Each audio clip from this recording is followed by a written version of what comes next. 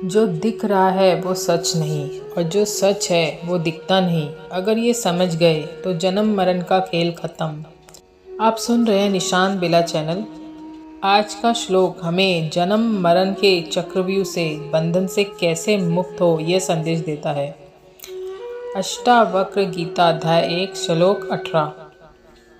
साकारं नृत्यं वृद्धि निराकारं तु निश्चलम् एतत् तवोपदेशनं पूर्णभव संभवम। इस श्लोक की एक एक पंक्तियों को बड़े विस्तार से समझेंगे।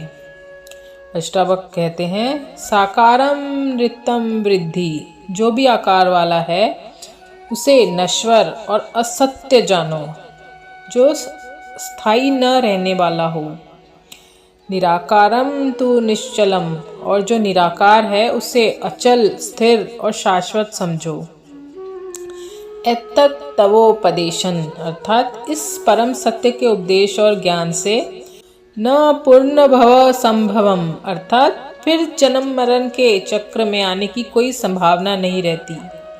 संपूर्ण भावार्थ इस तरह है, जो कुछ भी रूप में दिखाई देता है, जैसे शरीर, संसार, वस्तुएं, सब बदलने वाला है, इसलिए वह अंतिम सत्य नहीं है। जो निराकार है, शुद्ध चेतना है, आत्मा है, वह स्थिर, अचल और सदा एक समान रहने वाला है।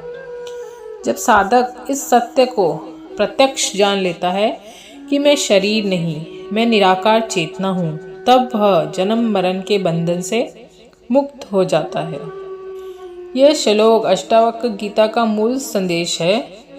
साकार जो दिख रहा है वह अस्थाई है, निराकार तुम्हारी चेतना ही स्थिर है। यह श्लोक शरीर मन के बंधन को छोड़कर अपनी आत्मा अर्थात साक्षी भाव में स्थित होने का निर्देश देता है। जब साधक यह अनुभव कर लेता है कि वह शरीर नहीं बल्कि निराकार आत्मा है, तो वह जन्म मरण के चक्र से मुक्त हो जाता है। अब इसे अपनी रियल लाइफ में किस तरह अपनाएं? हर परिस्थिति में स्वयं से पूछें, क्या यह बदलने वाला है या स्थायी है? बस यही एक अभ्यास आपको जन्म मरण के चक्रव्यूह से मुक्त कर सकता है। जब कोई आपकी तारीफ करे तो तुरंत पूछो, यह साकार है या बदल जाएगा।